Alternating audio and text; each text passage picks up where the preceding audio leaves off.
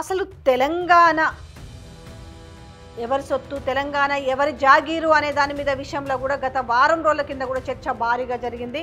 ఇవాళ BRS working president మాట్లాడిన మాటలు కూడా రేవంత్ రెడ్డి అబ్బ సొత్త, తాత జాగిరి కాదు గోదావరి నీళ్ళంటే, రేవంత్ రెడ్డి అబ్బ సొత్తు కాదు, లేదంటే తాత జాగిరి కాదు గోదావరి నీళ్ళు.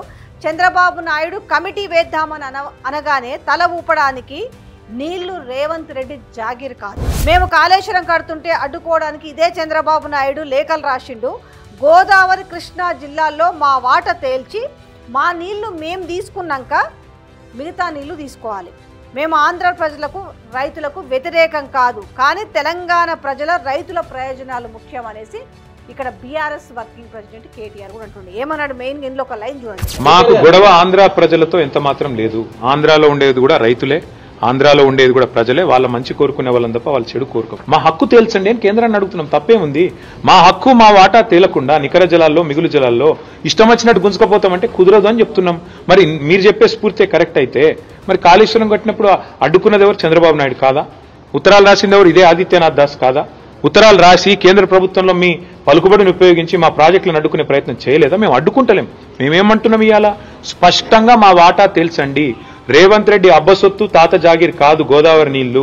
ఇంకొక మాట ఏంది, బీఆర్ఎస్ ప్రభుత్వం ఉన్నన్ని రోజులు జీఆర్ఎంబీ కేఆర్ఎంబీ తెలంగాణలోనే ఉన్నాయి. కానీ ఇవాళ ఏమైంది, కేఆర్ఎంబీ ఆంధ్రాకు తరలించి అది కూడా గొప్ప విజయం అని రేవంత్ రెడ్డి చెప్పుకుంటున్నాడు అనే విషయాన్ని కూడా వెలికి తెచ్చిండు. Godavari river management board KRMB రెండు ఇక్కడనే ఉండే ఆఫీసు.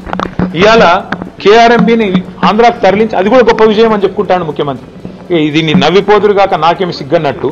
ఇంకొక మాట ఇందులో ఘాటుగా మాట్లాడింది, రేవంత్ రెడ్డి జుట్టు మా చేతిలో ఉంది, కేంద్రం మా చేతిలో ఉందని చంద్రబాబు అనుకుంటే మేము ఖచ్చితంగా వ్యతిరేకిస్తాం. సో ఇప్పుడు అందరూ అదే మాట్లాడుకుంటారు తెలంగాణలో కూడా. ఎందుకంటే అక్కడ గురువు ఉన్నాడు, ఇక్కడ శిష్యుడు ఉన్నాడు. కాబట్టి రేవంత్ రెడ్డి జుట్టు కనుక మా చేతుల్లో ఉందని చంద్రబాబు కనుక అనుకుంటే దాన్ని మేము ఖచ్చితంగా వ్యతిరేకిస్తాము. నది ఏ బేసిన్లో ప్రవహిస్తుందో ముందు ఆ బేసిన్ అవసరాలు తీరాక కింది ప్రాంతాలు మిగతా నీళ్లు తీసుకోవాలి. గోదావరి కృష్ణా నదులు సింహభాగం మన తెలంగాణలో ప్రవహిస్తాయి.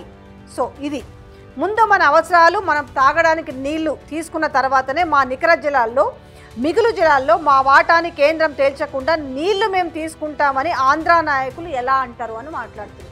చర్చ అంతా ఇవాళ నీళ్ళ గురించి జరుగుతుంది. ఏ నీళ్లు నిధులు నియామకాల కోసం అయితే కొట్లాడినామో ఇవాళ నీళ్లు నిధులు నియామకాల కోసం మళ్ళీ ఇవాళ మన ప్రాంతం కోసం మళ్ళా కొట్లాడుకునే పరిస్థితిని తీసుకొస్తున్న వైనం మన కళ్ళ ముందు స్పష్టంగా కనబడుతుంది.